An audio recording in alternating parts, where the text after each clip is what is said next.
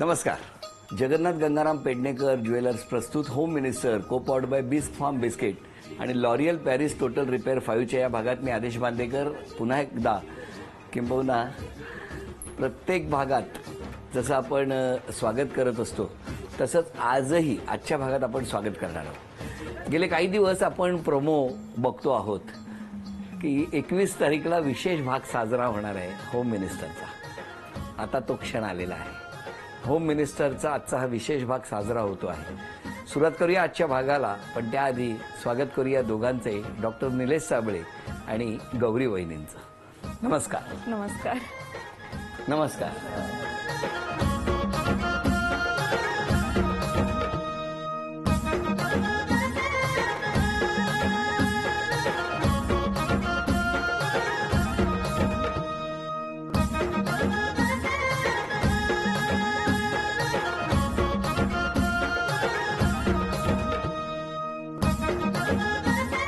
आता कार्यक्रमाला सुरुवात होणार आहे.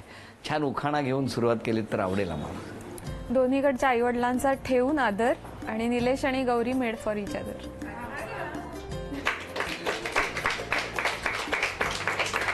निलेशजी तुम्ही पण घ्यायला पाहिजे. मी घ्यायला पाहिजे. हा मग हसताय ना हसायलाच पाहिजे हे म्हणण्याची माझी आहे स्टाईल. हसताय ना हसायलाच पाहिजे हे म्हणण्याची माझी आहे स्टाईल. प्रामाणिकपणे सांगतो गौरीमुळेच माझ्या चेहऱ्यावर मात्र येते स्माईल. क्या बात. ओळख करून द्या ना सगळ्यांची. हे माझे बाबा धनंजय सहस्रबुद्धे. ही आई नमस्कार. सुमेधा सहस्रबुद्धे. नमस्कार. ह्या निलेशच्या मम्मी. नमस्कार. हे बाबा निलेशचे बाबा. नमस्कार. नंतर तो विवेक साबळे माझा धीर.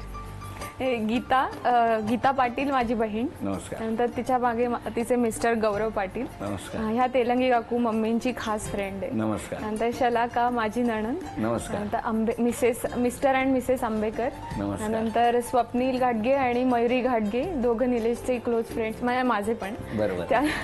त्यानंतर ह्या भेंडकर काकू या नमस्कार आमच्यावरतीच राहतात. त्यानंतर mister and Mrs Harish Patankar आणि स्नेहल पाटणकर.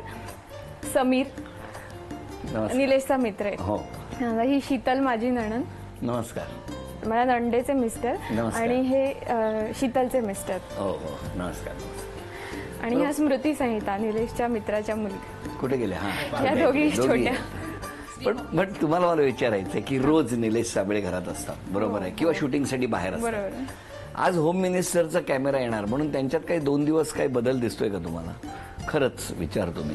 आमच्यात ऍक्च्युली तुझा वाढदिवस कधी आहे, लग्नाचा डेट आपली काय, याचं वगैरे आम्ही एकमेकांना सांगून थोडंसं रिकॉल म्हटलं. निलेशला तारखा लक्षात राहत नाही, अजिबात लक्षात राहत नाही. म्हणून मी त्याला असं बजावून सांगितलं की माझा वाढदिवस अमुक अमुक दिवशी असतं, आपलं लग्न या तारखेला झालं हे लक्षात ठेवा, विचारू शकतात. पण खरंच काय कधी काय तारीख काय लग्नाची? अरे किती रे काल पाठ केलेलं आत्ता लक्षात राहतं, त्याच्यामुळे काल आपण पाठ केलं 25 मे. माझा आकड्यांचा खरंच गोंधळ असतो, पण काही तारखा ठेवाव्याच लागतात लक्षात, हे सगळ्या पुरुषांना माहिती आहे. त्यामुळे 25 मेला आमचं लग्न झालं होतं. कुठलं बालपण तुमचं? असं कल्याण. तुमचं बालपण? माझं बालपण खूप ठिकाणी झालं खरं तर. म्हणजे कसं काय? बाबांची बदलीची नोकरी होती. काय करायचे? गट शिक्षण अधिकारी होते आणि शिक्षण खात्यात असल्यामुळे दर 2 वर्षाला बदल्या. आम्ही खूप ठिकाणी बालपण गेलं. एक ठिकाणी असं नाही, पलटण, सातारा, बारामती, दौंड, पाटस, भोर, सासवड, आता कात्रज. शिक्षण मेडिकल वेगळीकडेच, भोरला पण होतो. त्यामुळे एक फायदा पण झाला की बऱ्याच ठिकाणची माणसं बघता आली, बऱ्याच ठिकाणची संस्कृती बघता आली, भाषा वेगवेगळ्या शिकता आल्या. त्यामुळे बऱ्याच गोष्टी शिकता आल्या, ज्याचा कार्यक्रमात आत्ता मला फायदा होतो. वेगवेगळी माणसं, वेगवेगळे किस्से, वेगवेगळ्या भाषा. बरं मला सांगा आता, नाही मी इतके काही विचारणार नाहीये, पण तरी सुद्धा तुम्ही कल्याणमध्ये. हो. हे इतके सगळीकडे फिरत होते. बरोबर. तुमची ओळख कुठे झाली? ऍक्च्युली स्पंदन म्हणून युथ फेस्टिवल असायचे आमचे, म्हणजे मेडिकल कॉलेजला जेव्हा आम्ही होतो तेव्हा. हो हो हो. तर त्यावेळेला मी सिंगिंगच्या कॉम्पिटिशनमध्ये असायचे आणि निलेश मिमिक्रीच्या ह्याच्यात भाग घेतलेला असायचा आणि हा कायम विनर असायचा त्या स्पर्धेचा. आणि सांगतो मी किस्सा. मग म्हणजे स्पर्धक खूप असायचे, पण तरी त्याच्यामध्ये हा नेहमीच विनर असायचा. त्यामुळे असा ठळक उठून दिसणारा मुलगा होता स्पंदनमध्ये. पण तुमचं कॉलेज एकच होतं? नाही, कॉलेजेस वेगवेगळी होती दोघांची. हो. तुमचं कॉलेज कुठलं होतं? माझं सांगलीचं वसंतदादा पाटील आयुर्वेद कॉलेज आणि होतं. तुमचं? आणि याचं माझं गडिंग्लज केदारी रेडेकर. अच्छा, पण स्पर्धेला तुम्ही भेटायचं? हो, स्पर्धेला. पण तुमची अशी ओळख वगैरे काही नाही? स्पर्धेतूनच ओळख झाली. देवा. पण या स्पर्धेला जेव्हा सुरुवातीला तुम्ही गेलात तेव्हा काही परिचय नसेल ना? अजिबातच नाही. पण जेव्हा पहिल्यांदा तुम्ही एकमेकांना भेटलं तेव्हा सिंगिंगला कुठलं गाणं तुम्ही गायला होता तेव्हा? मी त्याचा किस्सा सांगतो आता. काय झालं की कॉम्पिटिशनला जेव्हा आपण जातो दुसऱ्याचं गाणं पाडणं, दुसऱ्याचा एखादा ऍक्ट पाडणं, हे प्रकार खूप असतात. तर यांच्या कॉलेजचं असं होतं की यांच्या कॉलेजकडून 11 ते 12 लोक यायचे आणि ते खूप बक्षिसं जिंकायचेच. त्यामुळे कॉलेज त्यांना खूप सुविधा पुरवायचं. आमच्या कॉलेजमधून मी पहिला होतो जे या युथ फेस्टिवलमध्ये 4 लोक घेऊन गेलो होतो. तेही मला कॉलेजनी सांगितलं की बघ जिंकलास तर बघू, नाही तर मग पैसे पण नाही देणार. म्हणजे ठीक आहे, आम्ही आमच्या खर्चाने जातो. पण नंतर कॉलेजने दिला अर्थात. आणि आम्ही गेलो होतो आणि आमच्या कॉलेजमधल्या 2 मुली गाणं गाणार होत्या. मी बेसिक काहीतरी त्यांच्याबरोबर उरगाच गाणार होतो. आमचं गाणं झालं आणि त्या थिएटरमधले लोक रिकामे झाले का तर बाहेर डान्स कॉम्पिटिशन सुरू झाली आणि इकडे सुगम संगीत, शास्त्रीय गायन सुरू होणार होतं. अख्ख्या थिएटरमध्ये नंतर ऑडियन्सच नव्हता. 10-12 लोक बसलेत आणि आम्ही 2-3 मागे बसलो होतो एकदम. आणि मग यांचं गाणं सुरू झालं. तर आमचं असं यांचं गाणं पाडायचं. ही आणि हिची एक मैत्रिणीची सिनियर, त्या दोघींचं गाणं सुरू झालं. मग आम्ही उगाच आपलं टाळ्या वाजव, शिट्ट्या वाजव. आणि एका पॉईंट नंतर असं वाटायला लागलं की नाही रे, हे गाणं नाही पाडू शकत आपण. मग मी माझ्या मित्रांना गप्पा बसवलं, गप्पा बसा आता, ते गाणं चांगलं जरा ऐका जरा, आयुष्यभर ऐकायचं. गप्पा बसा, आयुष्यभर हे गाणं ऐकायचं. पण पत्नी सुरात असलेली चांगली असते, तो जोक मग चांगला वाटायला लागतो की तुझा सूर ऐकायचा आहे ना तर चांगला ऐकायचा असं वाटतं. आणि मग मी ते गाणं ऐकलं आणि मग कुठेतरी काहीतरी एक असतं कनेक्ट, तो झाला. आणि त्यानंतर मग या स्पर्धेमध्ये जेव्हा मी मिमिक्री करायला यायचो तेव्हा ती ऑडियन्स असायची आणि तिच्या गाण्याला मी ऑडियन्स असायचो. आणि तुम्ही जसं म्हणालात की बाकीचे कोणी नव्हते का होतं गाणं? जरासी आहट होती ते होतं. सगळे आहेत तर. जरासी आहट होती है तो दिल सोचता है कहीं ये वो तो नहीं, कहीं ये वो तो नहीं. जरा सी आहट होती है तो दिल सोचता है कहीं ये वो तो नहीं, कहीं ये वो तो नहीं, कहीं ये वो तो नहीं. हेच ते गाणं. आणि मी तेच म्हणतो कही ये वो तो नाही. तेव्हा काही तुम्हालाही असं माहिती? तेव्हा अजून ओळख आमची व्हायची होती, त्याच्यानंतर आमची ओळख झाली. माझी एक सिनियर होती, तर तिची आणि ह्याची ओळख होती. तर मग असंच त्याच्यानंतर जो इंटरझोनल आमचा असायचा ह्याच्यात मला बक्षीस मिळालं त्यावेळेला, म्हणजे मी विनर झाले आणि हा पण मिमिक्रीचा विनर होता. त्याच्यानंतर मग आम्ही जेव्हा इंटरझोनलला रिप्रेझेंट करायला गेलो त्यावेळेला माझ्या सिनियरनं याची ओळख करून दिली की हा आपल्याच झोनचा आहे आणि सुमेधा आपटे म्हणून. तर ती पण डॉक्टर आहे. तर तिनं ओळख करून दिली की हा आपल्या झोनचा आहे, खूप छान मिमिक्री करतो आणि एकदा ऐक त्याचं. यांच्या गाण्यासाठी सूत्रसंचालन करायचं होतं. तो इंद्रधनुष्यच्या वेळेला ते तेव्हा सर सगळं आठवतंय, कळलं ना? मला खूप आठवतं. मला थोडी एडिटची सवय आहे ना, त्यामुळे मधलं गातो. मग तिनं ओळख करून दिली की ह्याची मिमिक्री एकदा ऐक, हा खूप छान करतो. मग मी त्याला विचारलं कुठल्या इयरला आहेस वगैरे, कॉलेज कुठलं. मग तेव्हा हा म्हटला, तेव्हा आमचं 2nd इयर चालू होतं. मग म्हटलं अरे म्हणजे तू माझ्याच बॅचचा आहेस वगैरे. मग तेव्हा आमची जरा ओळख झाली. मग त्याच्यानंतर मग कॉन्टॅक्ट वगैरे आम्ही शेअर केले होते. त्याच्यानंतर मग हळूहळू ओळख वाढत गेली असं. पण मग तुमच्या खऱ्या प्रेमाला सुरुवात कधी झाली? त्याच्यानंतर स्पर्धेतच. मग काय व्हायचं की स्पर्धा झाली की परत 1 वर्ष ती स्पर्धा नसायची. मग 1 वर्ष बरं. आत्ताचं कसं आहे की आता मोबाईल आहे तुमच्याकडे, आता मेसेजिंग होतं, भेटू शकतात माणसं. आमचं तसं नव्हतंच, आमच्याकडे मोबाईल नव्हताच. म्हणजे सुरुवात झाली होती, फोन नंबर काय एक्सचेंज वगैरे नाही. आणि आला तर ते कॉइन बॉक्स असायचे, त्याच्यामुळे कॉइन बॉक्सवर कसा येणार फोन. तर तेही अवघड होतं तसं. मग 1 वर्षांनी त्या माणसांना आपण परत भेटत होतो खरं तर सांगायचं तर. आणि यांच्या कॉलेजमध्ये ज्या सिनियरचा उल्लेख त्यांनी केला, ती कल्चरल सेक्रेटरी होती आणि तिने एकदा तिच्या कॉलेजमध्ये मला बोलावलं की तू आमच्या कॉलेजला गेस्ट म्हणून ये. आणि मी गेलो का तर हिच्या कॉलेजला जायचंय म्हणून, तीच ती मुलगी ती भेटणार वगैरे. तर मी तयारीने गेलो. माझा एक पात्री कार्यक्रम त्यांनी ठेवला होता आणि एक पात्री करताना माझ्या लक्षात आलं की ती कुठे नाहीच आहे. काय कुठे होता? अख्ख्या ऑडियन्स मध्ये म्हणजे सांगलीमध्ये एका गाण्याची स्पर्धा होती, त्याची मी विनर होते. तर मी प्राइज घ्यायला तिथे गेले होते आणि त्यावेळी नेमका ह्याचा तिथे कार्यक्रम झाला. पण येताना असं झालं की मी प्राइज घेऊन येत होते आणि मला हा जाताना दिसला कार्यक्रम करून. कार्यक्रम तर माझा बुडला होता, पण हा जाताना दिसला आणि मी एकदम ह्याला हाक मारली, अरे निलेश इकडे कुठे वगैरे अशी. मग तुझा कार्यक्रम मला बघायला नाही मिळाला, सॉरी वगैरे असं. पण काय आपण नंबर घेतले पण आपला काही फोन नाही, काही नाही. मग त्याचा नंबर काहीतरी चुकीचा, काहीतरी माझा एक डिजिट चुकीचा त्याच्याकडे होता. तेव्हापासून तुमचे नंबर चुकतात. मग तेव्हा आम्ही नीट नंबर घेतले एकमेकांचे आणि त्या दिवशी पहिलं बोलणं झालं होतं. पण ते आमचं पहिलं बोलणं होतं. ते पहिलं बोलणं आणि झालं. त्याच्यानंतर बघ आजपर्यंत असा एकही दिवस नाही झाला की आम्ही बोललेलो नाही एकमेकांशी, एकही दिवस नाही. किती गोड. मग त्याच्यानंतरचं असं झालं की नंतर माझ्याकडे मोबाईल आला. मोबाईल पण कसा आला, माझे बाबा मला नेहमी म्हणायचे की आता सगळीकडे मोबाईल मुलं घेत आहेत, तुला पण पाहिजे, घे तू खरं तर, कारण कॉन्टॅक्ट करायला बरं पडतं. पण माझं पहिल्यापासून असं होतं की नाही, एवढा खर्च आपण फक्त इन्कमिंगला पैसे पडायचे 15 रुपये, तर ते कसं घ्यायचं. तर मी ठरवलं होतं की नाही आपण मोबाईल नाही घ्यायचा. आणि मग पहिल्यांदा इन्कमिंग फ्री अशी एक ऑफर आली त्या काळात. पण तरी तो घ्यायचा नाही असं मी ठरवलं होतं. वडिलांच्या पैशाने तर घ्यायचाच नाही, कारण त्यांनी मला ऑलरेडी माझ्यासाठी इतके पैसे मेडिकलला भरलेले आहेत किंवा फी माझी भरतायत ते, तर मी वडिलांकडून मोबाईल घेणार नाही. मग मी काय करायचो त्या काळात, एक पात्री कार्यक्रम करायचो माझे. मग तेव्हा मला 250 रुपये 500 रुपये असे मिळायचे. आणि मग एका माणसाचे मी 4 कार्यक्रम केले होते. त्याचे माझ्याकडून म्हणजे त्याच्याकडून 2000 रुपये येणं होतं.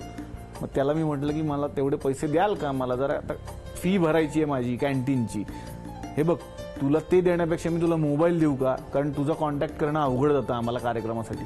मोबाईल नको, ते परवडणार नाही. नाही नाही याच्यात फक्त फोन घ्यायचा आहे, पैसे नाहीत पडणार तुला. म्हटलं असा असतो का मोबाईल कुठे? हो आहे, आला एक नवीन ह्या कंपनीचा. म्हटलं खरंच, खरं बोलत असाल तर द्या. मग तो माझा पहिला मोबाईल, तो माझ्याकडे अजून ठेवला. छोटासा मोबाईल होता माझ्याकडे, अजून जपून ठेवला. आणि मग तो नंबर ओळख झाली. मग त्या नंबरवरून आम्ही बोलायला लागलो. पण माझं एक होतं, माझ्या डोक्यात होतं ही माझी बायको असायला पाहिजे. माझं क्लिअर होतं, काही गोष्टी माझ्या क्लिअर होत्या. माझ्या आयुष्यात मला मैत्रिणीच नाही आहेत, ही एकटीच मैत्रीण आहे. खोटं वाटेल लोकांना, म्हणजे वाटतच आहे, तो भाग वेगळा, पण खोटं वाटेल नाही, वाटतच आहे. यांनी विश्वास ठेवला म्हणजे मला काही गुण मिळाले असं म्हणायला हरकत नाही. हे विश्वास ठेवत नाहीत, यांची पावती मिळाली म्हणजे ते डोळ्यात ओळखतात माणसांच्या. तर तसं म्हणजे ओळख आपल्या क्षेत्राच्या निमित्तानं तर होते सगळ्यांची.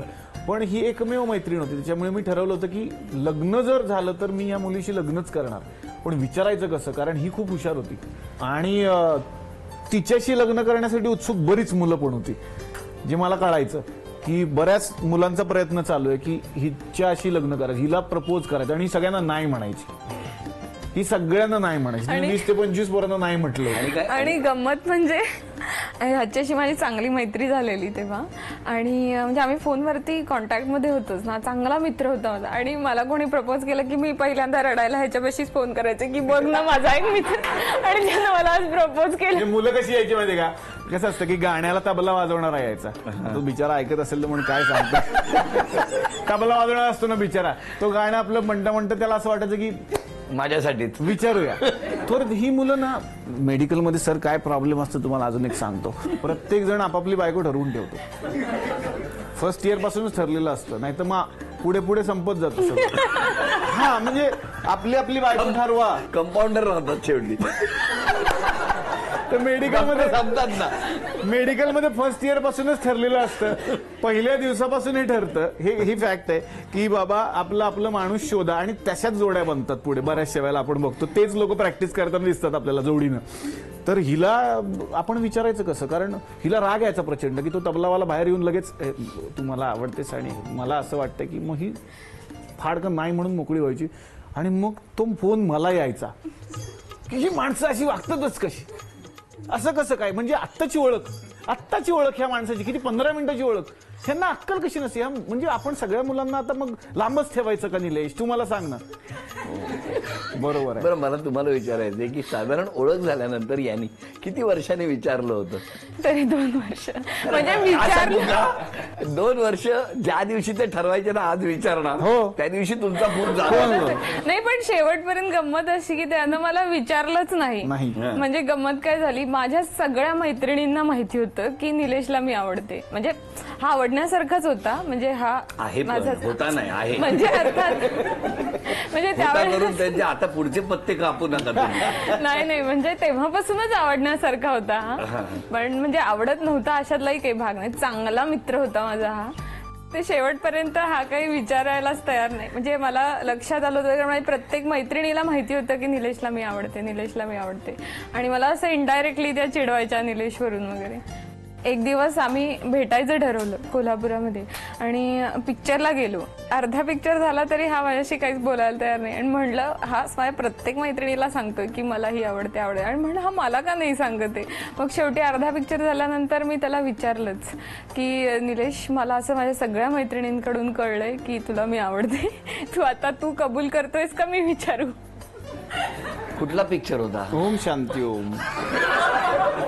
आणि तो मग त्याच्यानंतरचं माझं वाक्य काय होतं? तू म्हण, ते तुझं वाक्य म्हण. त्यानंतर परत एकदा ते वाक्य हा. परत. तू मला विचारणार आहेस का आता मीच तुला काही सांगू? आता काय सांगायचं? तू विचारलं, झालंच नाही का?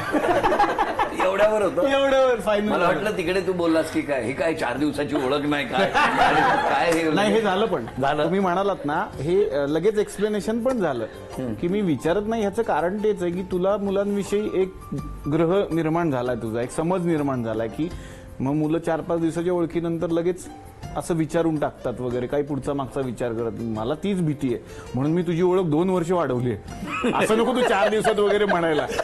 पण भीती कशाची वाटते की चला मी एक चांगला मित्र आहे, एक चांगला माणूस तिला वाटतो की मी काहीतरी 2 गोष्टी याला सांगू शकते. उद्या जाऊन मीच विचारलं आणि ते शेअर करण्याचं जे तिचा कप्पा आहे तो पण मी बंद करून टाकला तर असं मला वाटायचं. म्हणून मी ते करायचंच नाही धाडस. असो, तिला जर वाटलं तर वाटलं. अरे वा. पण त्यानंतर काय घडलं ते पण एक थोडक्यात मी सांगतो की आम्ही रंकाळ्यावरती गेलो, कोल्हापुरातच होतो. रंकाळ्यावरती आम्ही बसून 4 ते 5 तास चर्चा केली की प्रपोज म्हणजे ही गंमत नाहीये ना, तुझ्यासाठी ना माझ्यासाठी. आपण खूप चांगल्या घरातली मुलं आहोत. मला तुझ्याशी लग्नच करायचंय, हे ठाम आहे मी, काहीही झालं तरी.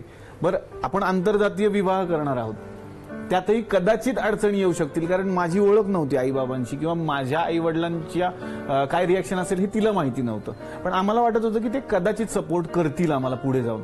पण मी आत्ता काहीही करत नाहीये. मी 3rd इयरला आहे आत्ताशी, तूही 3rd इयरला आहेस. मला काहीतरी करण्यासाठी खूप वेळ लागणार आहे. आणि माझं स्वप्न काय? तर माझं स्वप्न हे सगळं सोडून मला एका वेगळ्याच क्षेत्रात जायचंय, जो धक्का असू शकतो सगळ्यांसाठी कदाचित. आणि तो क्षण फार टेन्शनदायक असू शकतो फॅमिलीसाठी, तुझ्यासाठी सुद्धा. कारण एक काहीतरी कमावलंय, ते सगळं सोडायचंय आणि वेगळ्या क्षेत्रात जायचंय. ती म्हणाली तू ठाम आहेस ना याच्यावरती? मी म्हणालो मी ठाम आहे. मी काहीही झालं तरी हे मी करणारच आहे. पण त्यासाठी मला मेडिकलमधून थोडं बाहेर पडावंच लागेल कारण 2 दगडावर पाय ठेवून जमणार नाही. ते धड हेही चांगलं नाही तेही चांगलं नाही. तेव्हा तू असशील का माझ्याबरोबर? तर तिचं वाक्य होतं, तू जे सांगशील तिथे मी तुझ्याबरोबर असेल. दुसरं कारण तिच्याबरोबर लग्न करण्याचं एवढंच होतं. मेडिकलला असताना तिचं आजोळ सांगली होतं आणि तिची आजी ही खूप ऍडमिट होती, म्हणजे आजारी होती त्या काळात, यांच्या आई, तुमच्या आई. तर ती स्वतःचा क्लास करून सकाळी पहाटे उठून तिचं करायला जायची. आजी अंथरुणाला खिळलेली, झोपलेल्या आजी त्या बिचाऱ्या, त्यांचं सगळं करायचं. मग कॉलेजला यायचं, कॉलेज संपलं की परत आजीसाठी जायचं. तिचे मामा फक्त आजी बरोबर असायचे. मला असं वाटायला लागलं त्या काळामध्ये, मी तिला विचारायचं किती टेन्शन घेशील तू, पहाटे पण जातेस परत येतेस, ती औषध पाणी करून परत येणार, ते सगळं रात्री परत जायचंय, डबा बनवायचा, जे काही असेल ते. तर तिला ते आवडायचं, ती मनापासून करायची.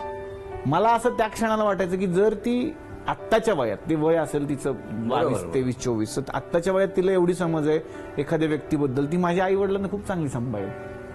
मला खूप त्यावेळेला कॉन्फिडन्स आला होता. आणि मी तिला एकच वाक्य विचारलं होतं की तुला काय वाटतं, लग्नानंतर आपण एकत्र राहायचं का वेगळं राहायचं?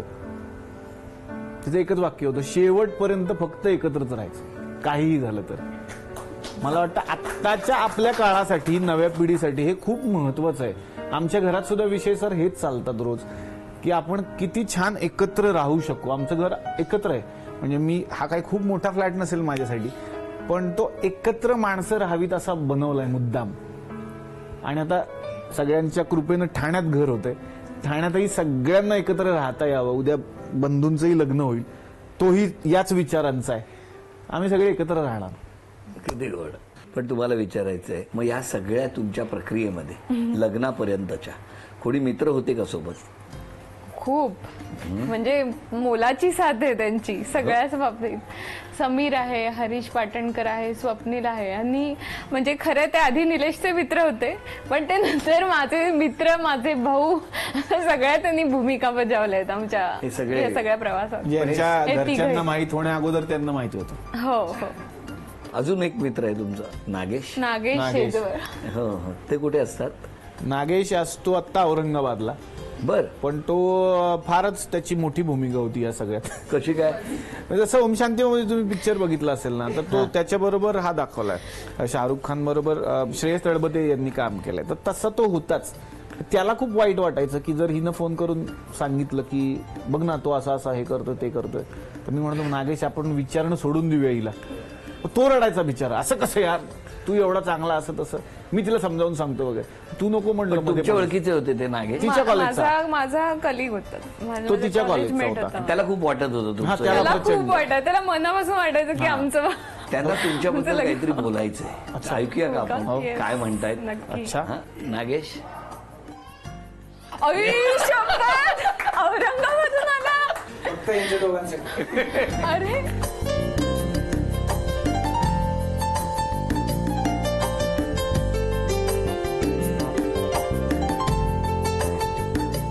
थँक्यू, तुम्ही आलात. हो ना? ऍक्च्युली थँक्यू मी म्हणायला पाहिजे झी मराठी. निलेश आणि गौरीच्या निमित्तानं मी तरी टीव्हीवर येतोय. काय सांगितलं? तुमच्यामुळे मला याच्या घरी यायला मिळालं, हे माहितीये का? बरं मला सांगा, हे सगळं आता तुमच्याबद्दलच बोलत होते, तेवढ्यात तुम्ही आलात. ऍक्च्युली गौरी माझी क्लासमेट होती आणि निलेश आणि आम्ही स्पंदनच्या निमित्ताने आणि युथ फेस्टिवलच्या सर्व इंद्रधनुष्य असो, स्पंदन असो, सर्व निमित्ताने भेटायचो.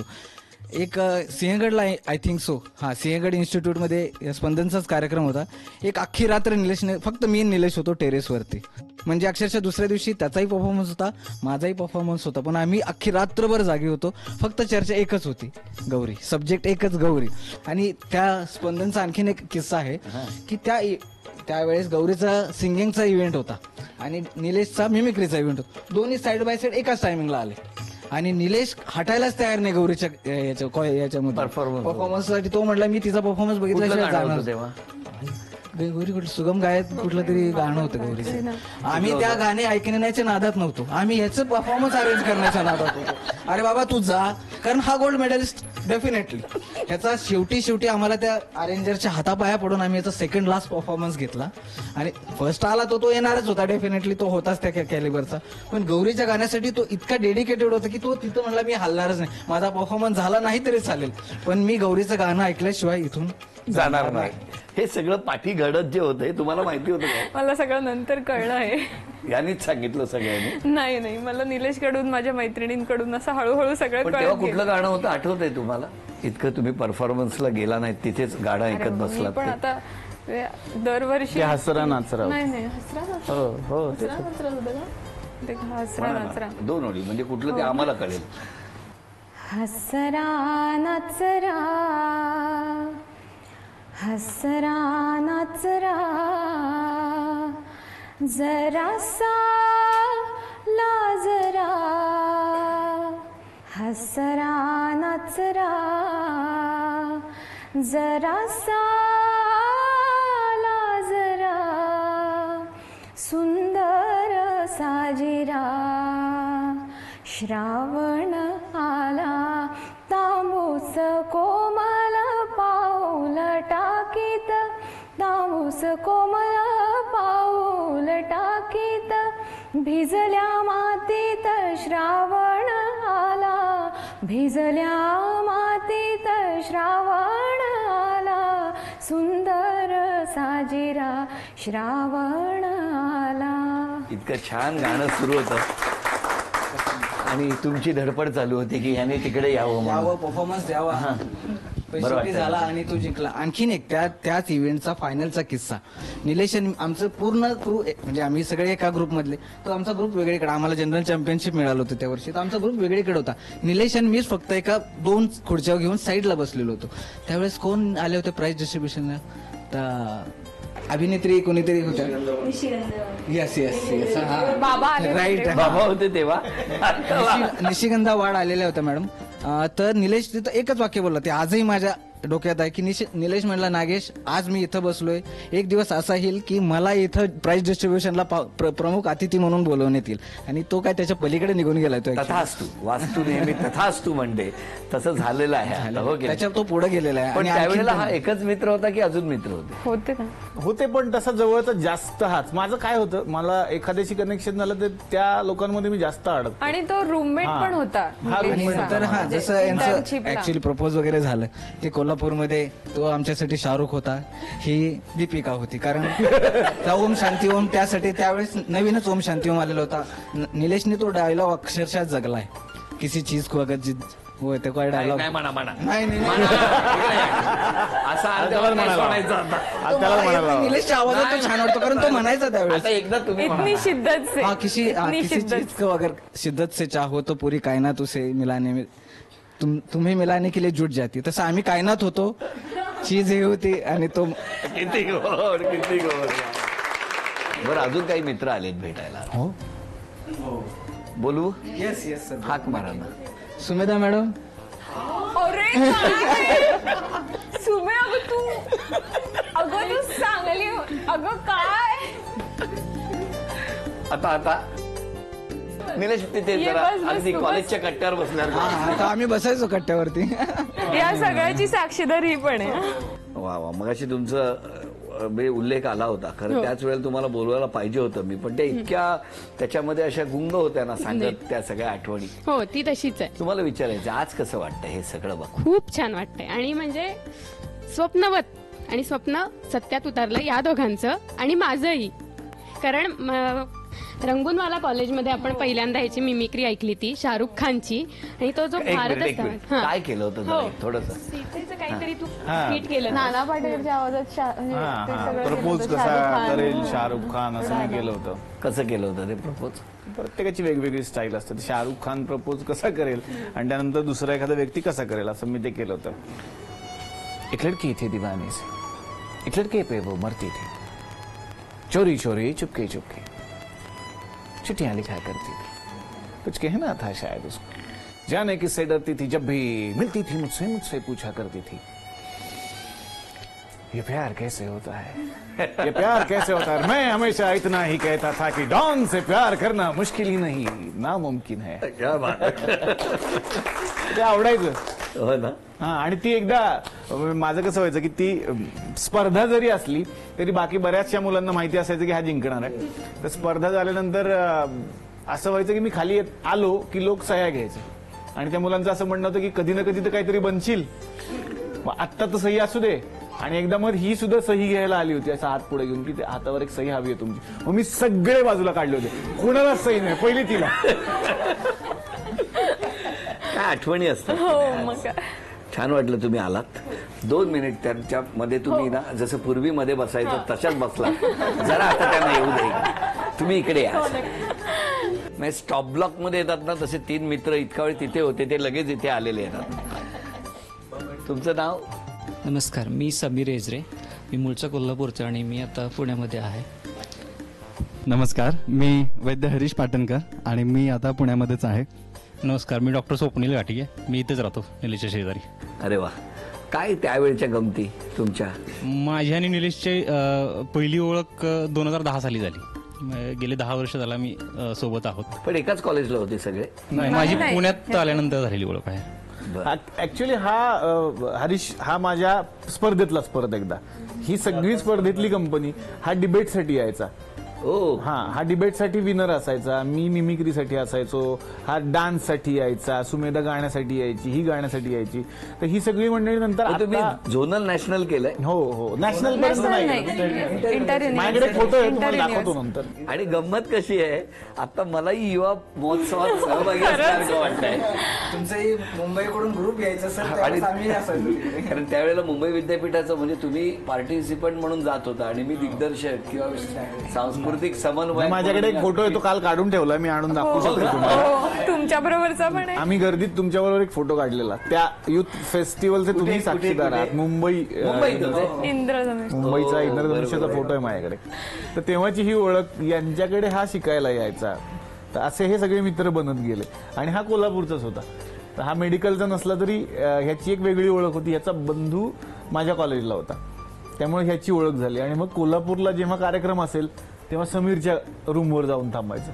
पुण्यात काही कार्यक्रम असेल की हरीश पाटणकरच्या घरी थांबायचं. कार्यक्रमाला येत नव्हता, तो गौरीला भेटायला येत होता. कारण कसं असायचं तोही एक कार्यक्रमच होता. कारण कसं असायचं की हा गडिंग्लजला असायचा आणि गौरी सांगलीला, तर दोघे सेंट्रलला कुठेतरी भेटायचे म्हणून कोल्हापूरला. आणि मी कॉलेजला असताना तो हा माझ्याकडे यायचा. त्यानंतर विचारायचं कुठं जायचं, तर मग ठीक आहे बाबा तू रंकाळ्याला जा किंवा इथं जा, तुला जिथं एकांत मिळेल बोलायला. त्यामुळं तो तिथं कोल्हापूरमध्ये यायचा. कार्यक्रम हा असायचा त्याचा मेन. किती कसं वाटतंय ना, सगळं आठवणींचा अल्बम चालण्यासारखं आहे. पण मग लग्न कुठे झालं? पुण्यात. पण जेव्हा लग्न झालं तेव्हा दोन्ही घरी कळलेलं होतं, घरी परवानगी काहीच होती. प्रॉब्लेम नव्हता दोन्ही घरी. तुमच्या घरी कसं कळलं? ऍक्च्युली आमच्या वरती आमच्या बिल्डिंगमध्ये एक जण राहतात, त्यांनी माझ्या बाबांना सांगितलं की तुमच्या गौरीचं निलेश साबळे बरोबर काहीतरी आहे का. तर माझ्या बाबांना थोडंसं नाही पण तेव्हा निलेश टीव्हीवरती होते. हो लग्न तेव्हा झालं पण मी तसं ठरवून तिला सांगितलं होतं की जोपर्यंत मी काहीतरी चांगलं करत नाही तोपर्यंत घरी सांगायचं म्हणजे नाही. असं आम्ही ठरवलेलं. कारण, आधी मला MD करायचं होतं आणि त्याला या क्षेत्रामध्ये पुढे जायचं होतं. आणि माझी अजून एंट्रन्स मी अजून द्यायची, म्हणजे नुकतीच दिलेली, त्याचा रिझल्ट पण अजून लागायचा होता. मग इतक्यात कसं सांगायचं, आधी रिझल्ट लागून काय आपण निदान आपण जो नवरा निवडलाय तो काय करतो हा तर प्रश्न विचारतील घरचे त्यांच्याही. तर ते मी म्हटलं होतं की एक दिवस असा मात्र नक्की येईल की घरचे जेव्हा विचारतील कोण आहे तो, टीव्ही ऑन करून सांग हाच आहे तो. एवढं तरी मला करू देत. आणि ते झालं होतं तोपर्यंत. तोपर्यंत झालं. फुबाई फुजा तेव्हा. हो काय बघा ना, आमच्या सगळ्यांच्या आयुष्यात झी मराठीने असे सुखाचे क्षण दिलेले आहेत खरंच.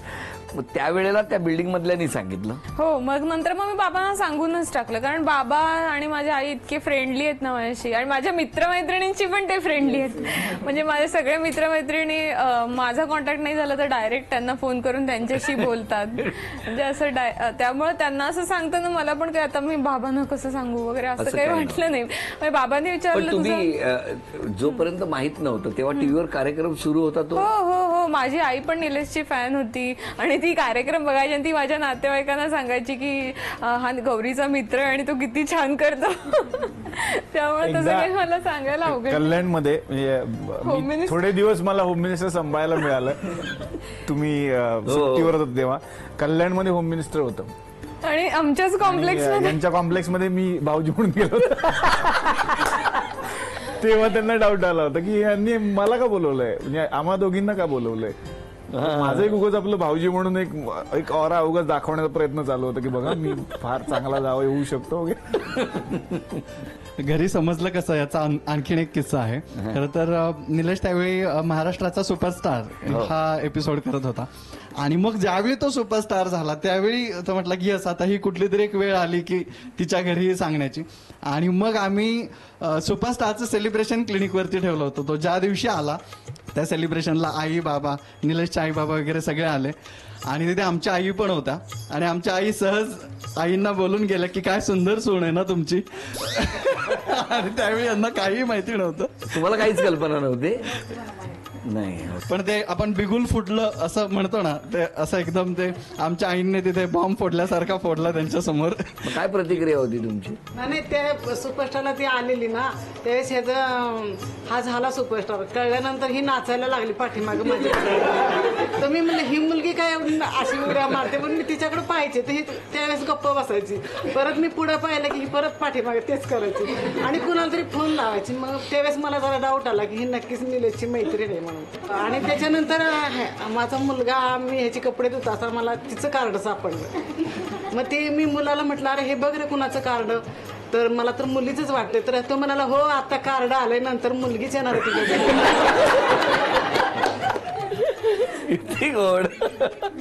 आईनं मला सांगितलं का सुनबाई कशी वाटली तुम्हाला, तर मी म्हटलं हो छान आहे. तर मी ह्याला घरी आल्यावर म्हटलं का ती मुलगी छान आहे, मला बरी वाटली. कुठली मुलगी, कोणती मुलगी, असं काही नाही. तू डोक्यात काही आणू नकोस हा, उगाच लोकांच्या मुलीला काय नावं ठेवतेस की ही मुलगी छान आहे, असं आहे तसं आहे. माझं तिचं काही नाही, त्यामुळे तू अजिबात हे करू नको. म्हणलं अरे मला हरीची आई नसेल. नाही त्या खोटं बोलतायत. कारण तेव्हा अजून माझ्या आई बाबांनी मी ऑफिशियली सांगितलेलं नव्हतं. डाऊट दोघांच्या आई बाबांना होता, पण असं अजून आम्ही सांगायचं नाही असं ठरवलं होतं. आणि खूप म्हणजे बऱ्यापैकी आम्हाला असं वाटत होतं, कारण होम मिनिस्टरला आला होता तेव्हा तो आमच्याकडे मुक्कामाला पण राहिला होता.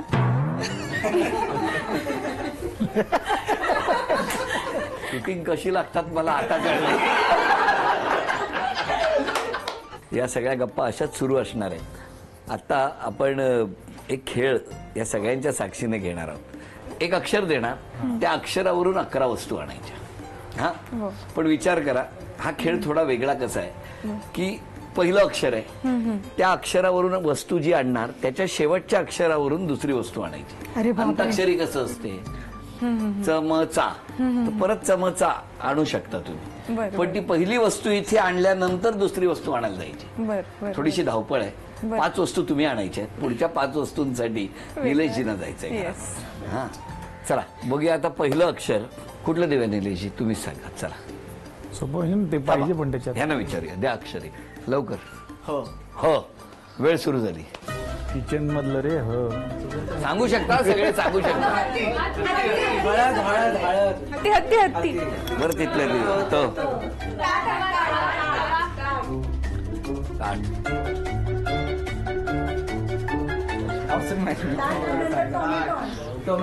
हे ताट आहे. ताटली आहे. ल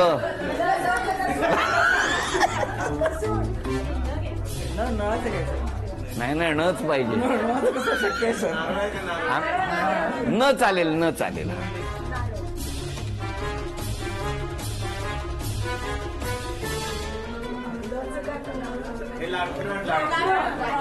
हा, लाटणं. अरे लाटणं.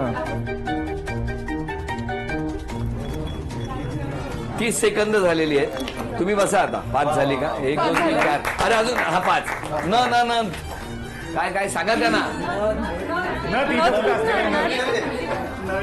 नळ काढू नाही शकत. नारळ झाला. नारळ चालेल ना परत? आता झालाय. अरे अरे हा चालू शकेल. चालेल अजून डबल नारळ. मागे हा सापडला. Note note note. ल ल ल पैसे द्या, पैसे द्या. ल ल ल ल. काय पाहिजे, ल का न? लोटा.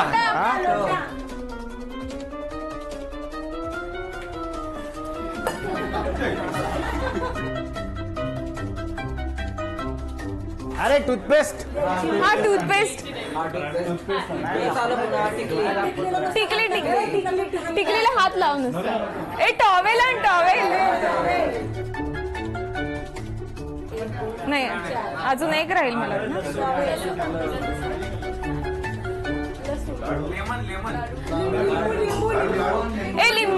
लिंबू आहे का? लिंबू ऐक ना, लाकडी काय. चला अभिनंदन. झी मराठीकडनं आहेर द्यायचा राहून गेला होता ना, तर म्हटलं आज आहेर देऊया. हे चांदीचं नाणं तुम्हाला मिळालं, अभिनंदन. थँक्यू. आज चांदीचा कुंकवाचा करंडाही मिळाला, अभिनंदन. थँक्यू. ही चांदीची तुळस तुम्हाला मिळाली, अभिनंदन. अरे वा. आणि बघा काय मस्त हा, म्हणजे कोजागिरीच्या आधी नवरात्रनंतर ही अन्नपूर्णा तुमच्या घरात आलेली सोपे सोपे प्रश्न आहेत की वहिनी तुम्हाला आणि घरच्यांना वेळ देणं कसं असतं? तसं म्हणजे अंडरस्टूड आहे की त्या खरोखरच बिझी असतो, पण जेव्हा असतो घरी तेव्हा देतो वेळ तो. 5 वर्षात कुठे कुठे फिरायला घेऊन गेले ते? तसं म्हणजे मीच ऍक्च्युली मागे लागून त्याच्याबरोबर त्याच्या शूटच्या निमित्तानं किंवा अशीच जाते. असं तर आम्ही दोघं लग्न झाल्यापासून कुठे दोघंच असं फिरायला गेलेलोच नाही. पण मी आता काय ठरवलंय की जर मी दवाखाना करत बसले तर मला निलेश भेटणारच नाही. त्यामुळे मी आता त्याच्याबरोबर जेव्हा ऍटलिस्ट त्याची रिहर्सलची डेट किंवा असेल त्यावेळी त्याला माझी मदत पण होते थोडीफार. तर त्या निमित्तानं मी त्याच्याबरोबर राहायचा प्रयत्न करते जेणेकरून तो मला भेटतो. काय हो, का वेळ देत नाही तुम्ही? नाही त्याचा नाईलाज आहे म्हणून कार्यक्रमामुळे. आता कशाला बाजू घेताय लगेच? नाही, एक दिवस असा होता की रंकाळ्याला आम्ही बसलो होतो गप्पा मारत, एक शूटिंग चालू होतं.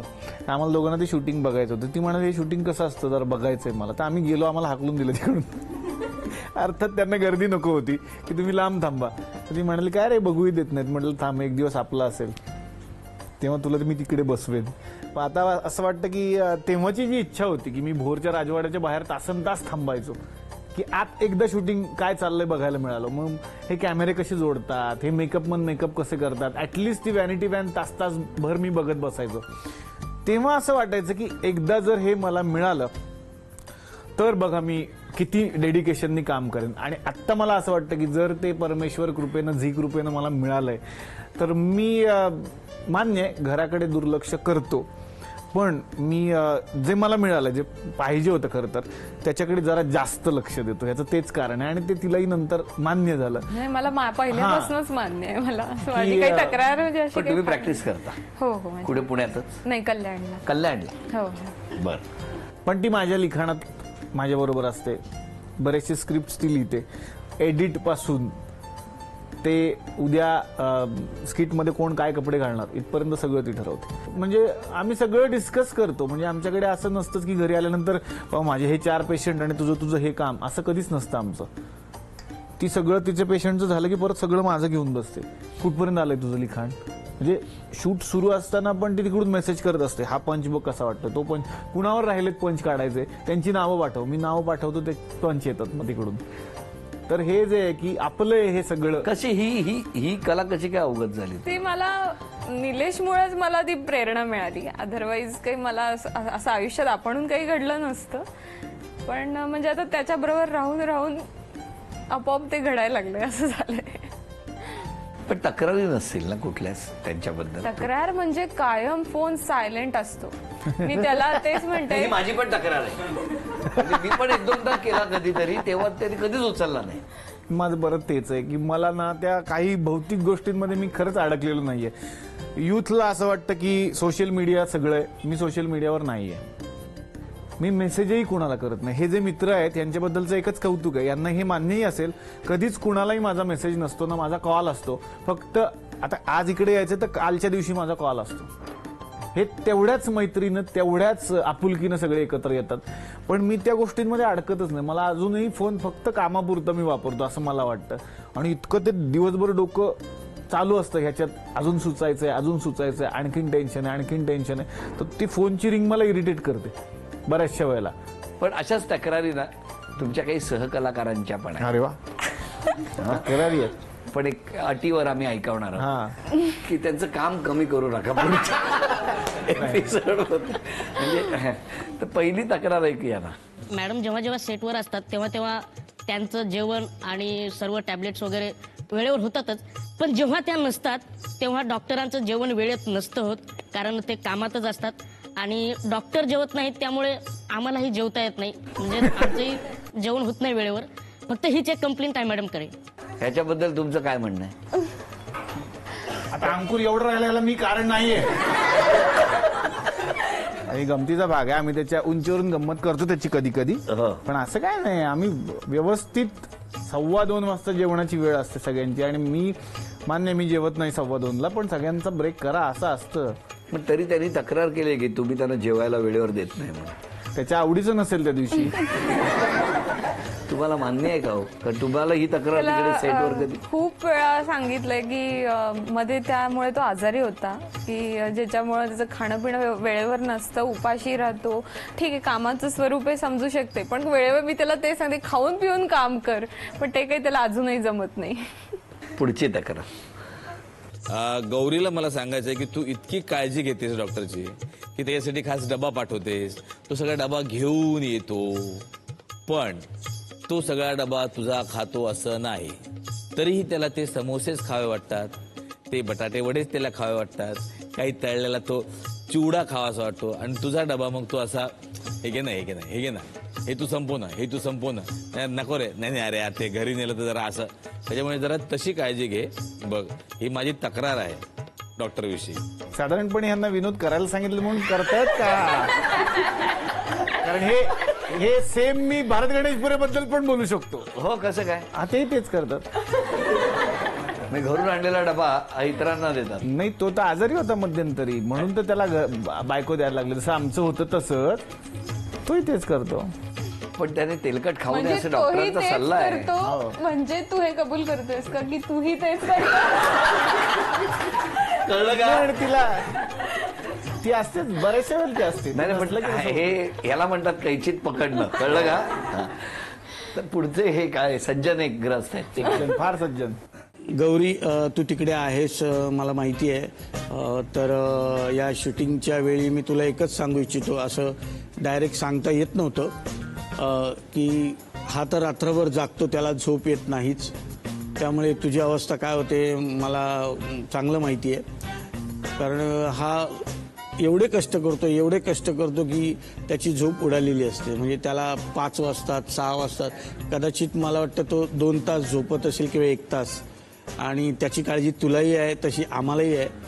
आणि तुला जसं जागवतो किंवा स्वतः जेवढं त्रास करून घेतो तेवढाच जागरणीचा त्रास आम्हाला सुद्धा होतो. पण आम्ही बोलू शकत नाही, कारण हे सगळं चाललेलं आहे, आमच्यासाठीच चाललं आहे आणि ह्या कार्यक्रमासाठीच चाललं आहे.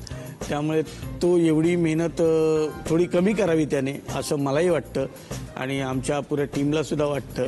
कारण त्यांनी जर कमी मेहनत घेतली आणि जागरण टाळली तर आमची जागरण टळेल आणि आम्हाला लवकर घरी जाता येईल, एवढंच सांगायचं आहे. मी सगळ्यांना लवकर घरी सोडतो, सकाळी 7ला. सकाळी 7ला? बरोबर आहे, जिथे शाळा भरते तिकडे याला सोडण्यात येतं. बरेचसे जण म्हणतात की मी म्हणतो त्यांना तुम्ही 5ला जाल का, तर ते म्हणतात 5ला जाऊन उपयोग नाही, मुलाला 8ला शाळेत सोडायचंय. मग मी म्हणतो लवकर जाऊन करणार काय, तशी झोप होणार नाही ना, मग तुम्ही 7ला जा, पोराला शाळेत सोडा. मला असं वाटतं की हे वेळेवर सोडतात, पण सगळ्या या जेवढे जण तक्रार करतायत त्यांच्या म्हणजे त्यांच्या मिसेसना, म्हणजे आमच्या वहिनींना सांगणं आहे, डॉक्टर त्यांना वेळेवर सोडतात, ते उशिरा येतात, ते कुठे असतात हे जरा शोधा. पुढची तक्रार ऐकूया. डॉक्टर हा एक अत्यंत उत्तम फोटोग्राफर आहे, हे तुला माहित आहे का? आणि जर ते तुला माहित आहे तर तुझे फोटो तो का काढत नाही? त्याने जो एक कॅमेरा घेतलेला आहे तो त्याने कशासाठी घरात ठेवलेला आहे? एक उत्तम फोन आहे त्याच्याकडे, त्याच्यामध्ये एक अत्यंत उत्तम कॅमेरा आहे. म्हणजे आमच्याकडे असं होतं की यार अभि फोटो डॉक्टर को बुलाव, मग डॉक्टर त्याच्या स्क्रिप्टमध्ये असताना पण त्याला आम्ही उचलून आणतो आणि बाबा आमचे फोटो काढून दे असं करतो. तर माझी ही तक्रार आहे तुझ्याकडे, तुझे फोटो काढत नाही. लक्षात येते? ऍक्च्युली मी चावी मारतोय. बद्रिके, प्रॉब्लेम असा झालाय, फोटो माझे काढतो तो, पण आम्ही ते कुठे पोस्ट करत नाही, म्हणून बद्रिकेला माहित नाही. बद्रिकेचा प्रॉब्लेम काय, फोटो काढायच्या आधी पोस्ट झालेला असतो. होय ना? हा, तर आम्ही पोस्ट नाही करत, एवढाच आमचा प्रॉब्लेम आहे. पण आम्ही खूप फोटो काढतो. हो, तो माझे खूप फोटो काढतो. पण या निमित्ताने मला तुम्हाला विचारायचं, जसं हे तुमच्या म्हणजे मित्र परिवार होता, तसाच चला हवा येऊ दे ची ही सगळी मंडळी हे एक कुटुंब झालेलं आहे. बरोबर की नाही? या कुटुंबाबद्दल तुमचं काय म्हणणं आहे? या प्रत्येक खरंच सगळेच छान आहेत. म्हणजे आता त्यांना एकमेकांची इतकी सवय झाली आहे की म्हणजे फॅमिली सारखेच सगळेजण झालेत. म्हणजे तसं काही कुणाचं फार काही म्हणणं नसतं फारसं. म्हणजे तिथे स्टेजवरती म्हणा किंवा कामाच्या वेळेला सुद्धा की जर एखाद्या ह्याची गरज असेल एपिसोडची तर थांबण्याची सगळ्यांची तयारी असते, थांबून काम करण्याची. जोपर्यंत कंटेंट निघत नाही, जोपर्यंत निलेश सांगत नाही की झालं आपल्याला हवं तेवढं मिळालंय तोपर्यंत सगळ्यांची थांबायची आणि मेहनत करण्याची तयारी असते.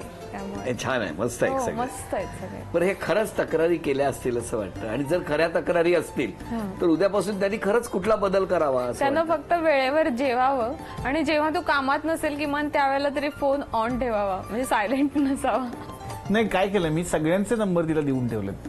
माझा नाही लागला यांचा लाव, त्यांचा लाव, सगळ्यांचे नंबर तिच्याकडे आहेत त्यासाठी. ते तर मी करते. पण घरातल्यांनी सुद्धा तुमच्याबद्दल काही तक्रारी केल्यात, त्या जरा आम्हाला आता बघायच्या आहेत काय तक्रारी केल्यात. बरं, घरातल्यांचं एक सगळ्यांचं वैशिष्ट्य आहे की कुठेही ते दुजाभाव करत नाही. त्यामुळे तुमच्याबद्दलही तक्रारी पाठवल्या आणि निलेशजींबद्दल पण एक एक तक्रार मी वाचत जाणार आणि मग नंतर ही 2 महत्वाची इथे ठेवतो, बघूया काय होणार आहे. चला, पहिला वहिनींबद्दल कुठल्या तक्रारी आहेत बघूया. कोणी केल्यात तक्रारी मी सांगणार नाही.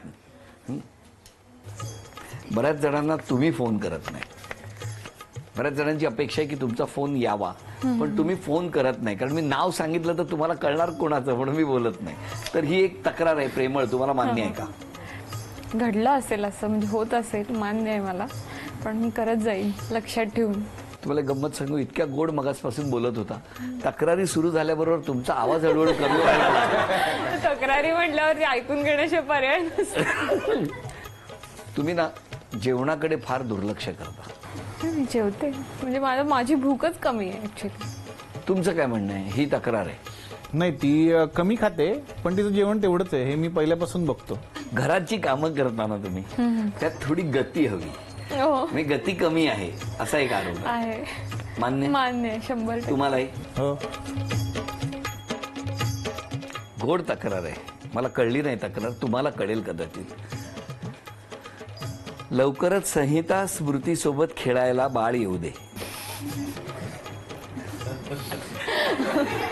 हरीश पाटण जरा एकटं सोडत जा.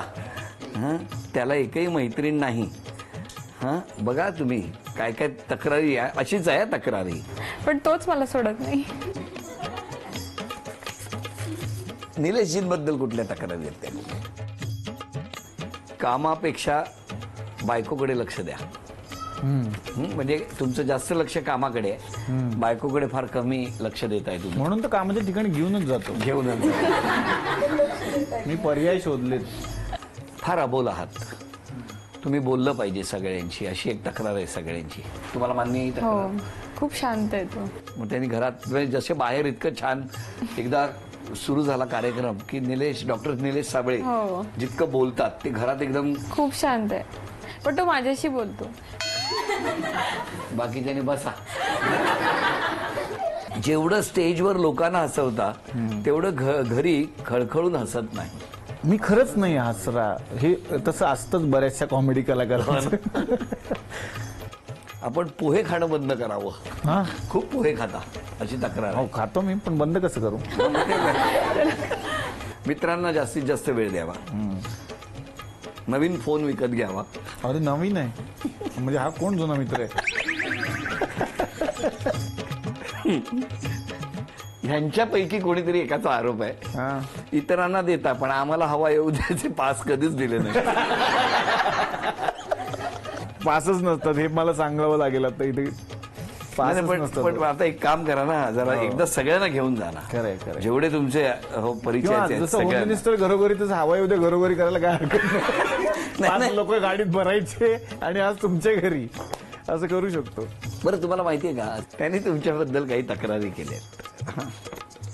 तुम्ही दागिने घालायला फार तुम्हाला आवडत नाही. आवडत. खरंय. म्हणजे हा आरोप मान्य आहे तुम्हाला? मान्य. ते शूटिंग करून रात्री किती उशिरा आले तरी सुद्धा तुम्ही त्यांची वाट बघत राहता, झोपत नाही, जागेच राहता. हो. खूप कमी जेवता. काय सगळ्यांनी. आणि शेवटचा आहे, पेशंट कडून वेळेत पैसे घेत नाही. असे 4 आरोप आहेत त्यांचे. काय म्हणणं आहे तुमचं याच्यावर? आता हा टेलिकास्ट झाल्यावरती बहुतेक ज्यांचे राहिले ते आणून देतील. सगळे पेशंट आपल्याला पैसे आणून देतील तुमच्याबद्दल. अरे बापरे, मला वाटलं 1-2 काहीतरी असेल. कायम फोन सायलेंट असतो, ते तर मगाशी बोलल्या त्या.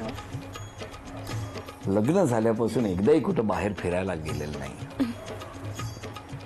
आज प्रॉमिस करायचं असेल तर कुठे घेऊ? शूटच्या निमित्तानं जातो. शूट सोडून हो, दोघांनीच.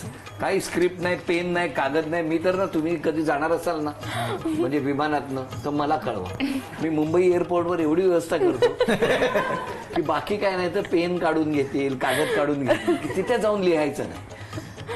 असं पूर्ण वेळ तुम्ही त्यांना देण्यासाठी कधी बाहेर जाता? हो रे, ते मी त्याला आत्ता जाणवलं त्याला.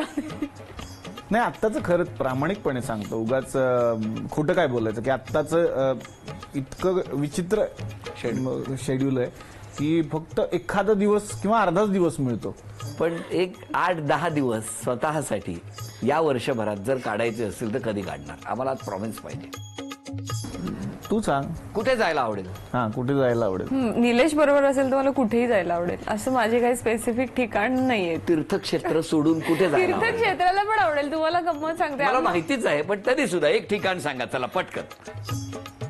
कोल्हापूर.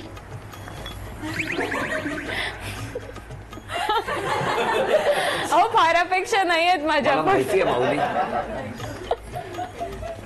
बघितलं ना किती छोटी अपेक्षा आहे. पण त्याच कोल्हापूरच्या महालक्ष्मीच्या चरणी प्रार्थना करतो की दोघांना मिळून एक छान डेस्टिनेशन लवकरात लवकर ठरवू दे. म्हणजे आयुष्याचा टेक ऑफ खरं तर घेतलेला आहे, उत्तम आयुष्याचा. पण या वर्षभरात कुठेतरी अशी संधी उपलब्ध होऊ दे की त्यातून एक परदेशवारी त्यांची दोघांची घडू दे. आणि त्यासाठी आम्ही सगळे महालक्ष्मी कोल्हापूरच्या अंबाबाईलाच प्रार्थना करतो. सुरुवातच तिथून झाली. सुरुवातच कोल्हापूर पासून झालेली आहे. बरं, तुमच्या दोघांच्याही मनातल्या ज्या ज्या इच्छा आहेत त्या पूर्ण होत. पण आता ना जरा मला घरातल्यांना बोलतं करायचंय. सासरी बुवा, तुमच्यापासून जावयाबद्दल सांगा. तो वर्कहोलिक आहेच, म्हणजे की हवाईमध्ये सोडून बाहेर काही जग आहे हे त्याला माहितीये की नाही हे शंका येते कधीतरी. तर तेवढं माझं हे. पण अर्थात तो कर्तव्याला पूर्ण वाहून घेतो, म्हणजे ते एका बाजूला कौतुक पण वाटतं. तुम्ही समाधानी आहात? आम्ही कारण समाधानी. प्रत्येक वेळेला आई वडिलांना एक टेन्शन असतं की आपल्या मुलीच्या बाबतीत म्हणजे संसार जेव्हा सुरू होतो त्याच्यानंतरचं तिचं आयुष्य आनंदाचं जावं असं वाटत असतं. उत्तम जावई मिळाला पाहिजे, उत्तम घर मिळालं पाहिजे. काय वाटतंय तुम्हाला आता? जावई उत्तम आहे आणि मुलगी पण नेहमी कबूल करत असते की ते दोघं खुशीत आहेत, सुखात आहेत, एकमेकांना मदत करतात. आणि पावती कशाला पाहिजे आपल्याला. सासूबाई, तुमचं काय म्हणणं आहे? दोघंही मेड फॉर इच अदर आहेत. अतिशय दोघांचं म्हणजे ट्युनिंग खूप चांगलं आहे. अतिशय प्रेमळ आहेत, कष्टाळू आहेत खूप. तुम्ही समाधानी आहात? खूप समाधानी, खूप समाधानी. खरं म्हणजे सगळ्यांनीच तक्रार केली, ते बोलत नाही. पण रात्रीचे कितीही वाजता तो आला तरी मी त्याला समोर सोफ्यावर बसलेली लागते. आणि तो आल्याला फक्त हातपाय तोंड धुयला सुद्धा तो जात नाही बाथरूममध्ये. आल्याला फक्त तो माझ्याशीच गप्पा मारतो. इतक्या गप्पा मारतो की मला मुलगी नाही असं कधी भासतच नाही. की तो मला अगदी मैत्रिणीसारखा माझ्याबरोबर गप्पा मारतो. मला कधी टेन्शन आलं की मी त्याला फक्त एक फोन करते. तो इतकं सुंदर मला पटवून देतो की मी रिलॅक्सच होते. ते बोलत नाहीत, ते त्याचा स्वभाव आहे थोडासा. सुनबाईचं तर काय बोलायलाच नको.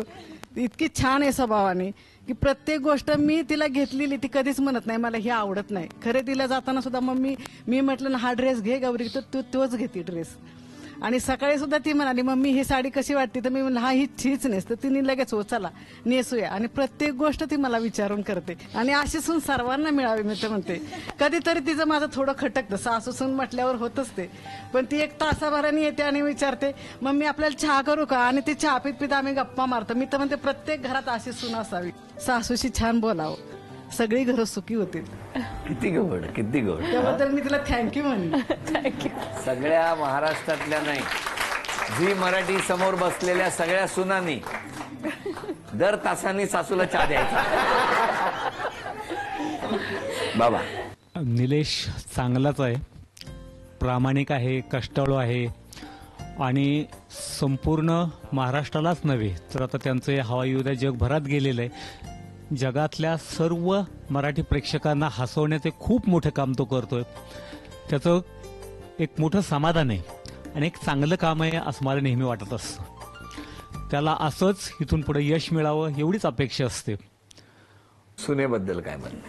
सुनबाईबद्दल जर सांगायचं म्हटलं तर दुसरी एक अशीच एक बऱ्याच लोकांची तक्रार असते की आम्हाला मुलगी असते तर बरं झालं असतं.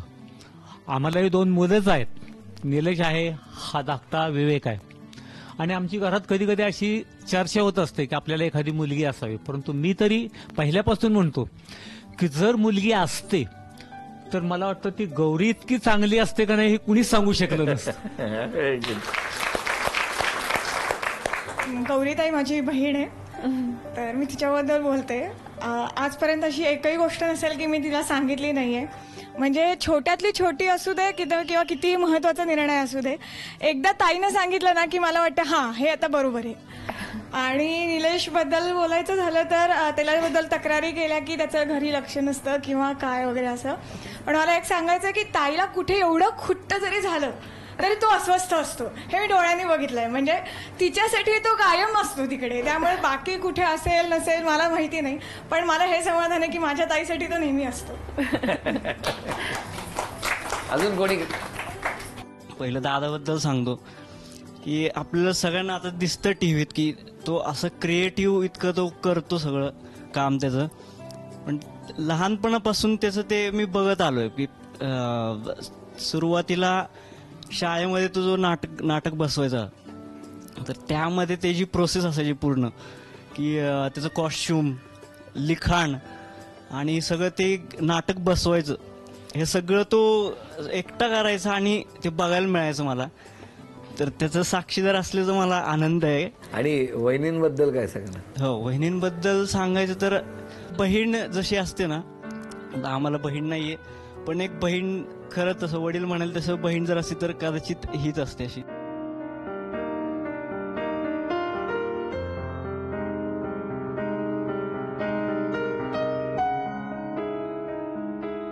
खरं सांगायचं तर ह्या घराशी माझं नातं जे आहे ते आत्ताच जोडलं गेलं आहे काही दिवसापूर्वी, म्हणजे 1 वर्षापूर्वी, आणि तेव्हापासून हा संबंध आहे. पण एक एवढ्या चांगल्या पद्धतीने वागतात, सगळ्यांशी बोलतात, कोणाच्यामध्ये दुजाभाव करत नाही किंवा काही, आणि म्हणून या घरी यायला चांगलं वाटतं आणि आपलं घर असल्यासारखं वाटतं. आणि बाकीच्या सगळ्या गोष्टी, चला हवा येऊ द्या वगैरे, ह्या सगळ्या गोष्टी बाजूला ठेवून एक माणूस म्हणून ही व्यक्ती जी आहे ती खूप खरंच चांगली आहे. आणि हे संस्कार जे आहेत ते मला असं वाटतं की त्यांच्या आईवडिलांकडून त्यांना मिळालेत.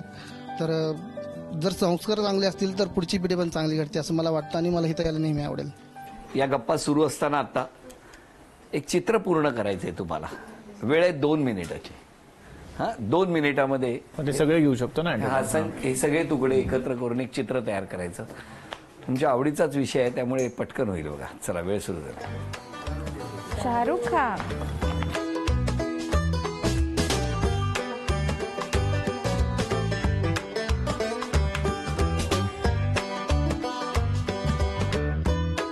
हे बघ, हे ना, हे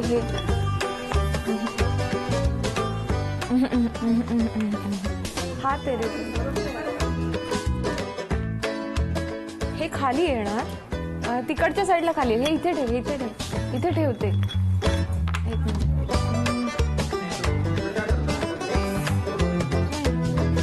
हे उलट करून बघ. अरे यार, कुठं खाली येईल तो? नाही, हात इथंच आहे रे.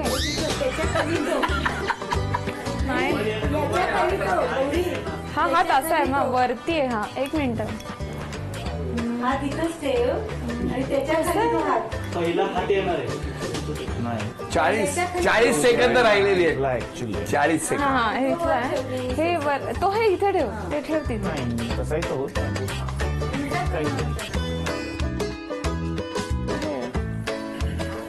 वरती आहे का ते?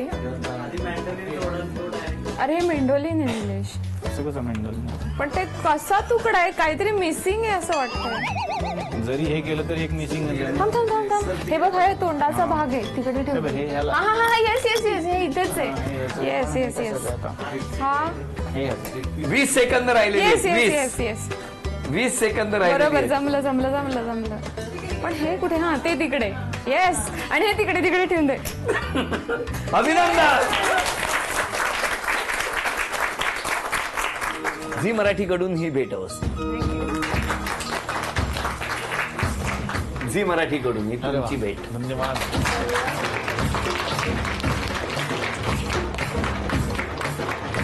बरं, तुम्हाला विचारायचं की होम मिनिस्टर तुम्ही केलेलं काही काळासाठी, कसा होता निलेश अनुभव? फारच उत्कृष्ट. म्हणजे मी मगाशी पण चर्चा करत होतो, कारण जी टीम आहे आता तुम्हाला दिसत नाहीये, पण यांची खूप मोठी टीम आहे. 25 ते 30 लोकांची ही टीम असते आणि या बऱ्याचशा जणांबरोबर मला काम करायला मिळालं. तेव्हा मी बघत होतो की त्या टीम मधलं कोण कोण आहे आता इथे. फार भारी वाटतं. जे कुटुंब आहे त्या कुटुंबात तुम्ही मला घेतलं.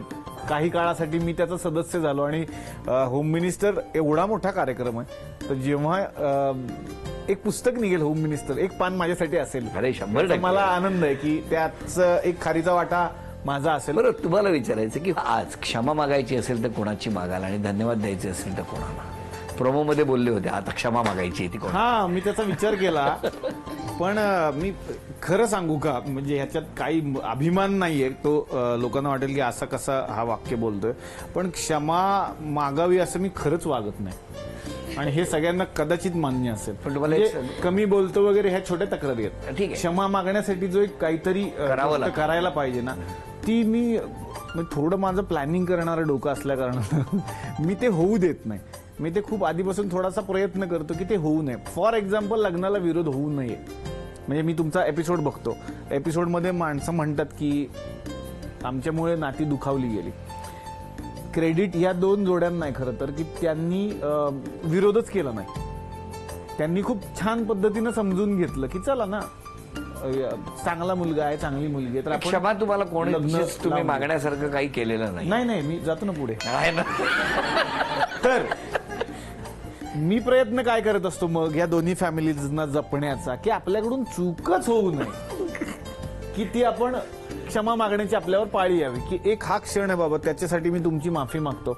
असं मला मोठा क्षण नाही आठवत आहे. छोट्या ज्या तक्रारी आहेत त्या ठीक आहे ना, त्याच्यासाठी जर क्षमा मागायची असेल तर मी नक्कीच मागेन. तुम्ही आज क्षमा मागायची असेल तर कोणाची मागा? क्षमा मागायची तर सगळ्यांचीच मागेन ज्यांना मी फोन केलेले नाहीयेत आणि मी नक्की लक्षात ठेवून फोन करायचा प्रयत्न करेन सगळ्यांनाच. तरी मी प्रयत्न करते की निदान निलेशला नाही जमत तर निदान सगळ्या मित्रांशी कॉन्टॅक्ट ठेवण्याचा मी तरी प्रयत्न करते. पण तरी जे त्याच्यापासून वंचित आहेत अशा लोकांना मी आठवणीनं फोन करीन नक्की. आणि मी सुद्धा काही जणांच्या वतीने क्षमा मागणार आहे, ज्यांनी कोणी तुमची फी दिली नसेल त्यांच्या वतीने मी क्षमा मागतो. आणि जर फी राहिली असेल तर लवकरात लवकर पाठवून द्यायची विनंती करतो.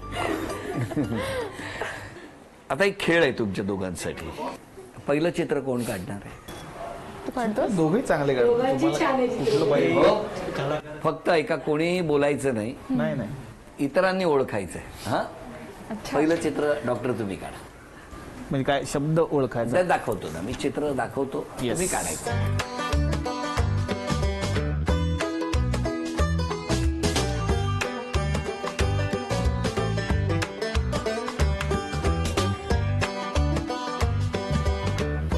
वेळ सुरू झाली आहे सर.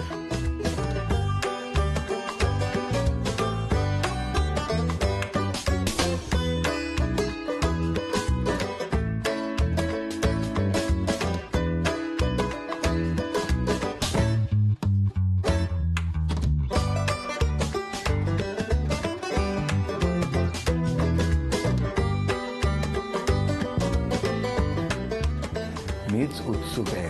फार आवड दिलंय उगाच. असं कुठं असतं का? वस्तू पर्यंत ठीक आहे. मौल्यवान वस्तू दिली.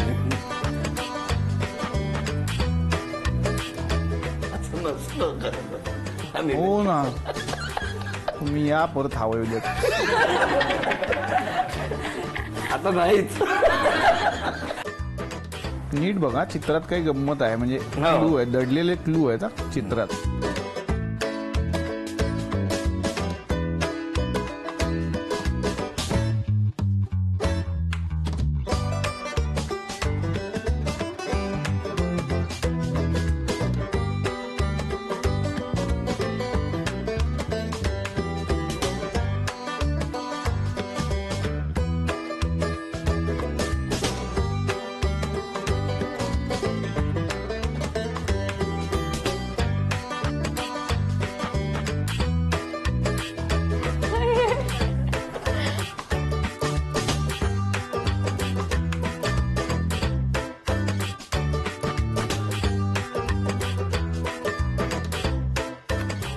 ओळखा.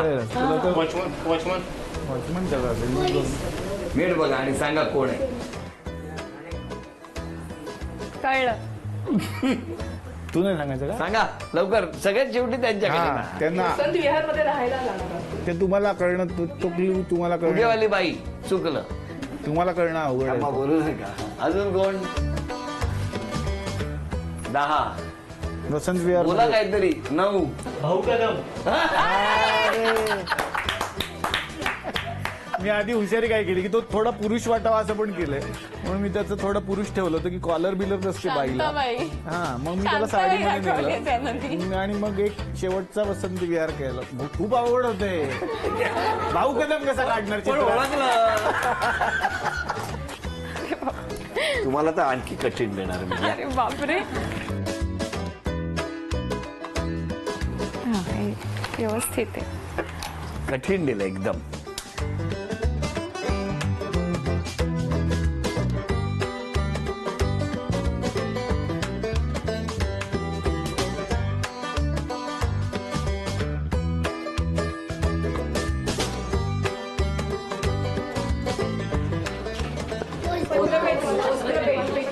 अभिनंदन. चला, हे बक्षीस तुम्हाला मिळालं. पहिलं बक्षीस पण खरं तर त्यांनी तुम्हाला मिळवून दिलं, त्यामुळे आता 2 बक्षिसं तुमच्याकडे झाली. थँक्यू.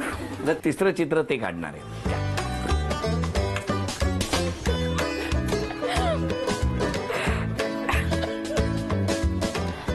मला चुकावंच असं त्यांना वाटतंय बहुतेक. मी कलाकार आहे याचा अर्थ चित्रकार. कलाकार आहे याचा अर्थ मी फारच व्यंगचित्रकार वगैरे नाहीये. बरं ठीक आहे, हार मान्य आपल्या रक्तात.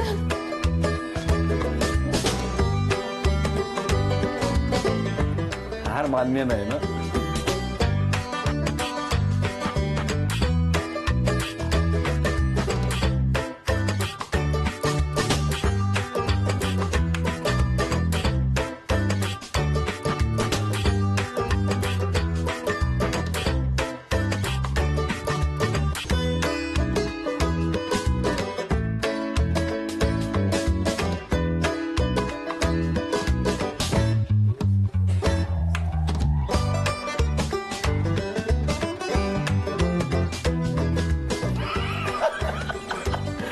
पण त्याचं चित्र परफेक्ट काढलं. परफेक्ट काढलंय.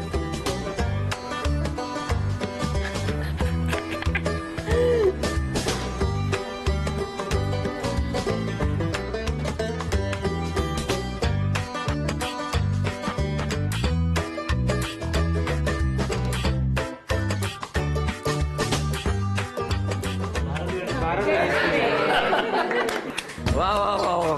वहिनी, आणखीन एक बक्षीस तुम्हाला. आणि आता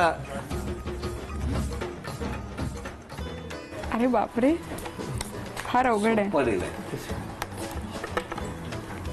काढायचं कसं आहे?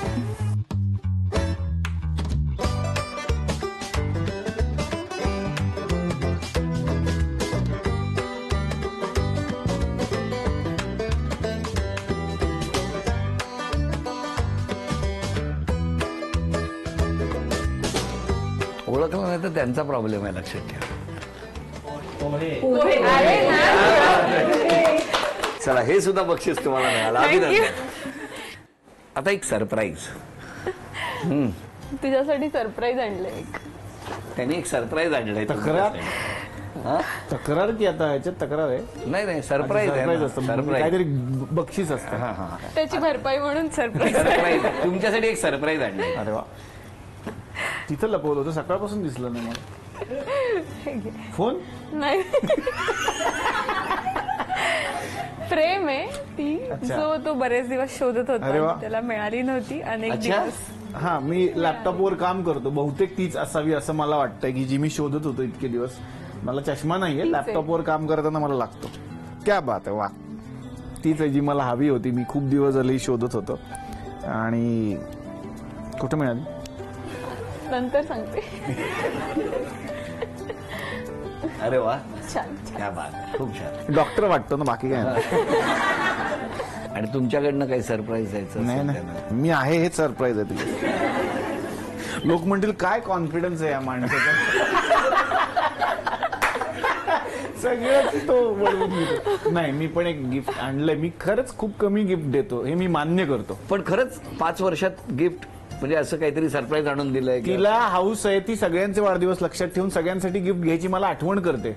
म्हणजे चला मम्मींचा वाढदिवस आहे, बक्षीस मोबाईल घेऊया, बाबांचा वाढदिवस आहे मोबाईल घेऊया, विवेकसाठी नवा मोबाईल घे, तिच्या आईबाबांसाठी. हे सगळ्या आठवणी ती करते. मी फक्त पैसे देण्याचं काम करतो, पण ह्या आठवणी ती करते. मी तिला खरंच नाही काही गिफ्ट दिलं आतापर्यंत, पण आज एक आणलंय मी गिफ्ट.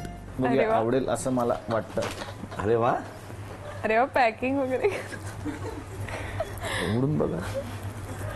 मला म्हणजे रंकाळ्यावरती हे दोघे बसलेत आणि मी चणे विकायला आलोय असं केलं.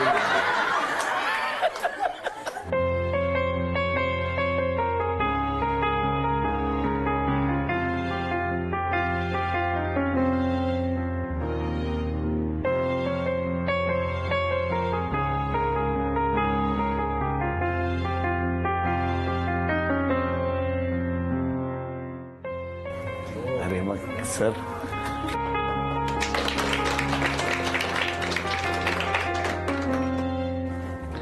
कोणाच्या मापाची आणली? हा महत्वाचा. विकणारी होती, तिला घालून बघितली होती. मैत्रीण एकही नाहीये. बसली माझ्याच मापाची. वा वा. आणि आम्ही दोघांनी आमच्या मम्मींसाठी एक सरप्राईज गिफ्ट. हा, ते का त्याचं एक कारण फक्त मला सांगावं असं इथे वाटतं की मी माझ्या आयुष्यात खूप शिकलो ह्या माणसांकडून. माझ्या वडिलांचा एक किस्सा मला फक्त छोटासा शेअर आज करायचा आहे, एक विशेष भाग आहे म्हणून, की माणसाने किती प्रामाणिक असावं आयुष्यात. ज्या वेळेला एक गटशिक्षणाधिकारी म्हणून ते काम करतायत, त्यानंतर ते डेप्युटी डिरेक्टर झाले, 5 जिल्हे त्यांच्या हातात होते, 2 गाड्या दिल्या होत्या ऑफिसनी. केवळ ड्रायव्हरला सासवडला सोडायला यावं लागेल म्हणून त्यांनी एकदाही ती गाडी वापरली नाही. ते बसनीच उभं राहूनच जाऊन येऊन करायचे आणि कधीही कुणाचा 1 रुपया घ्यायचा नाही असं त्यांनी आम्हाला शिकवलं होतं. आपण एवढ्या मोठ्या पोस्टवर आहे, तर सगळ्यांना माहिती आहे की ठरवलंच तर काय होऊ शकतं, म्हणजे चुकीच्या गोष्टी ठरवल्या तर काय होऊ शकतात. तर त्यांनी ते कधीच नाही आयुष्यात केलं ना, आम्हाला करू दिलं. एकदा असंच झालं, मी 10वीची परीक्षा देत होतो आणि त्यांना मी तक्रार केली जाऊन की काय होतं, तुम्ही जेव्हा येता ना तिथे तपासायला, तेवढ्यापुरतं केंद्र कडक होतं, तुम्ही निघून गेलात ना की कॉप्या सुरू होतात. आता मला तुम्ही बोलू नका की तुला 90% नाही पडले, 80% नाही पडले, कॉप्या होतात तिकडे. म्हटलं मग मी काय करावं अशी तुझी इच्छा. शिक्षक म्हटलं कॉप्या देतात मुलांना काय काय, आणि खरंच हे घडतं. तुम्ही तर म्हटलं साहेब आहात, तुम्ही काय काय केलं पाहिजे माझ्यासाठी. तर त्यांनी काय केलं असेल, दुसऱ्या क्षणी काही चाव्या माझ्या समोर ठेवल्या. ह्या चाव्या कशाच्या आहेत माहितीये का? म्हटलं कशाच्या. तुम्ही जे पेपर लिहिता ना, ते सगळे तालुक्यातले पेपर तिथे कलेक्ट होतात, ती कस्टडी आहे, त्या कस्टडीचे ह्या चाव्या आहे. तिथे फक्त मी संध्याकाळी एकटा असतो, बाहेर काही पोलीस असतात. माझ्या परमिशन शिवाय ना आत कोणी येऊ शकतं ना मी कोणाला बोलवू शकतो. मी ठरवतो कुठला गठ्ठा पेपरचा कुठे तपासायला जाणार. 3 तास असतात, उद्यापासून फक्त पेपरावर नाव टाक, ये, हवा तसा पेपर लिही. मी तुला 10वीला बोर्डात आणतो, 12वीला बोर्डात आणतो, माझ्या इच्छेसाठी म्हणून तुला मी डॉक्टर करतो. पण जेव्हा एखादा पेशंट समोर येईल आणि म्हणेल डॉक्टर साहेब जीव जातो, तेव्हा बापाला फोन नाही करायचा आता काय करू म्हणून. मला वाटतं ते प्रामाणिकपणा आलाय तिकडून. आणि आईनी खरं तर आज गौरी होम मिनिस्टर आहेत आमच्या घरच्या, कारण आजचा विशेष भाग आहे. पण मला वाटतं की असे क्षण खूप कमी मिळतील कदाचित मला. तर तुमची परमिशन घेऊ, जर तुम्ही परमिशन दिलीत तर, कारण तो मान तुमचा असतो. जी एक होम मिनिस्टर इतकी वर्ष आमचं हे घर खरंच सांभाळते आणि अजूनही आम्ही खूप कमी असतो तीच सांभाळते. पुढे पुढे गौरी फुल फ्लेज सांभाळेल, पण ती अजूनही सांभाळते. तिचा सन्मान तुम्ही करावात म्हणून आमच्यातर्फे एक आम्ही पैठणी आणली आहे. क्या बात.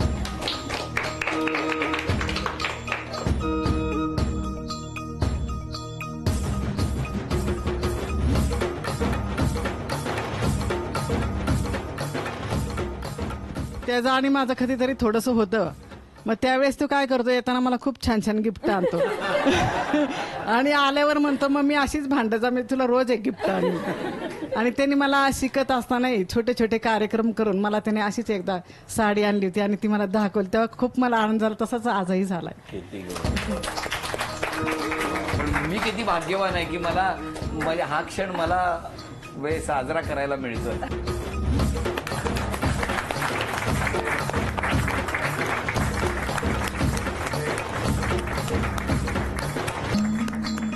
झी मराठीकडून ही भेट असेल. आणि गौरी वैद्यंना तथास्तु पुणे यांच्याकडून मिळते आहे पैठणी.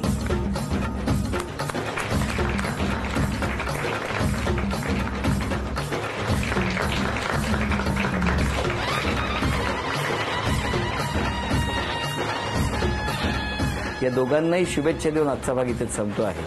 पुन्हा भेटूया अशीच एक पैठणी घेऊन होम मिनिस्टरच्याच पुढच्या भागात. नमस्कार.